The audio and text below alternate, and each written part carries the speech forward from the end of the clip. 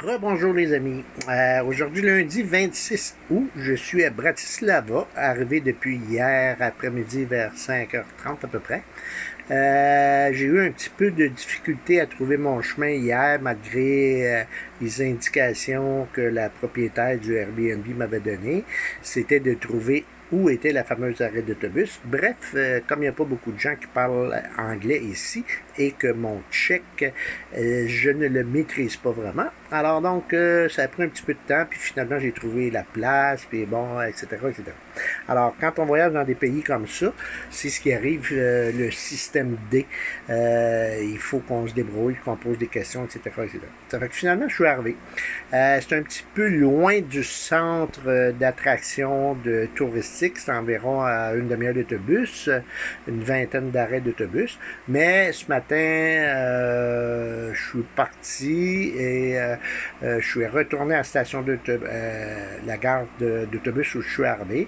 Et là, j'ai posé plein de questions à savoir quel autobus je prends, etc., etc., pour me rendre dans le vieux Bratislava pour pouvoir justement visiter. Et je me suis rendu. C'est sûr que quand tu arrêtes dans des petits cafés, c'est plus facile à poser des questions parce que les gens habituellement sont capables de se débrouiller en anglais. Alors donc, j'ai trouvé le chemin, j'ai marché, tout ça. C'est sûr que c'est pas l'ampleur de Prague, on s'entend. Vous allez voir parmi les photos, il n'y a pas beaucoup de touristes comparé à Prague. C'est le jour et la nuit.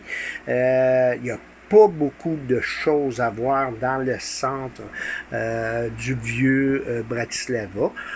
T'en as pour une journée, deux max. T'as fait le tour, mais après ça, c'est des tours genre à 150 € jusqu'à 300 € pour des tours soit des tours de bateau sur le Danube, etc., etc., etc. Bref, c'est ça. Il n'y a pas autant de choses à voir qu'à Prague. Ça fume autant. Ça, pour ceux qui n'aiment pas l'odeur de fumée, ça fume partout. Alors donc, ici, Prague, Bratislava, ceux qui n'aiment pas l'odeur du pot, venez pas, parce que la pot est légale aux deux endroits. Donc, mais ça fume beaucoup la cigarette aussi. Ça fait que le monde fume. Puis sur les terrasses, si vous avez l'intention de prendre une bière sur une terrasse ou manger sur une terrasse, c'est sûr que la fumée peut vous déranger parce que ça fume beaucoup, beaucoup, beaucoup. OK? C'est à peu près ça. Ça fait que sur ce, c'est mon petit clip du lundi 26 août.